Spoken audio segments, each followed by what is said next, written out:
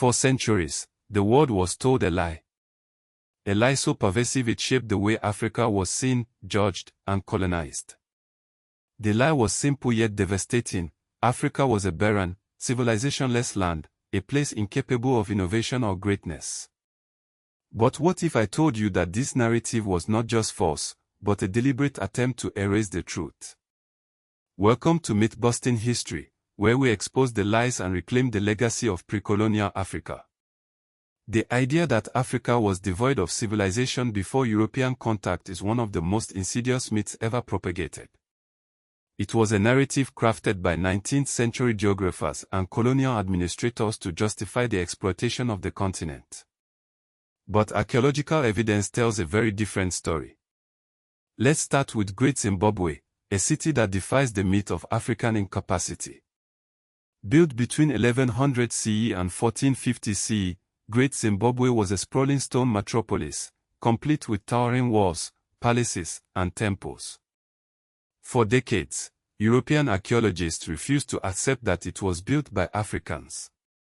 They claimed it must have been the work of Phoenicians, Arabs, or Portuguese traders. But in 1936, British archaeologist Gertrude Caton Thompson conducted excavations that proved the indigenous Shona people were the architects. Carbon dating of organic material confirmed it.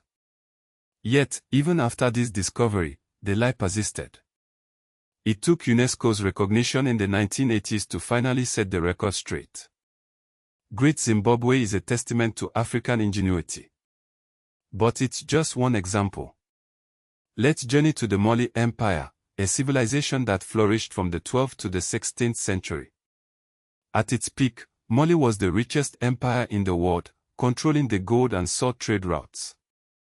Its ruler, Manso Musa, is often cited as the wealthiest person in history. His pilgrimage to Cairo in 1324 CE was so extravagant it caused inflation in Egypt. Yet, Mali's wealth wasn't its only achievement. Timbuktu, its intellectual capital, housed the University of Sanko, which held over 700,000 manuscripts on astronomy, law, and medicine.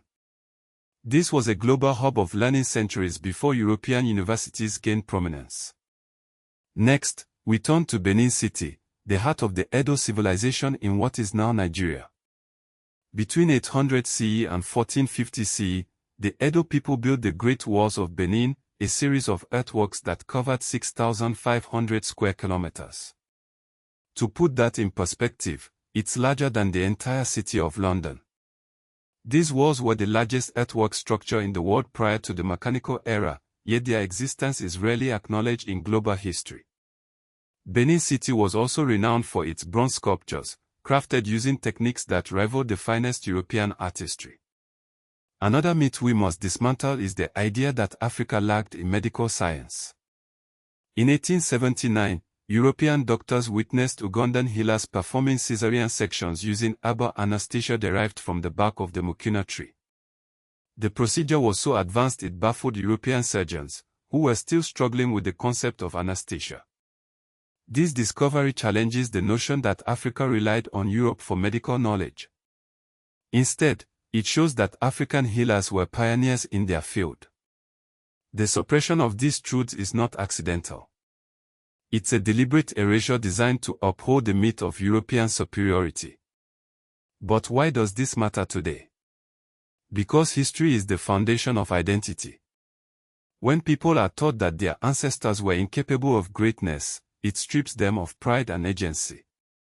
By reclaiming this history, we restore dignity and challenge the narratives that continue to justify intervention in Africa. Great Zimbabwe, the Mali Empire, Benin City, and Ugandan medicine are not anomalies. They are part of a rich tapestry of African innovation that predates colonialism. These civilizations prove that Africa was never barren. It was a land of thriving cities, advanced science, and profound culture. So the next time you hear someone repeat the lie that Africa was civilizationless, remember the stone walls of Great Zimbabwe, the golden splendor of Mali, and the ingenuity of Benin. The truth is out there, waiting to be uncovered.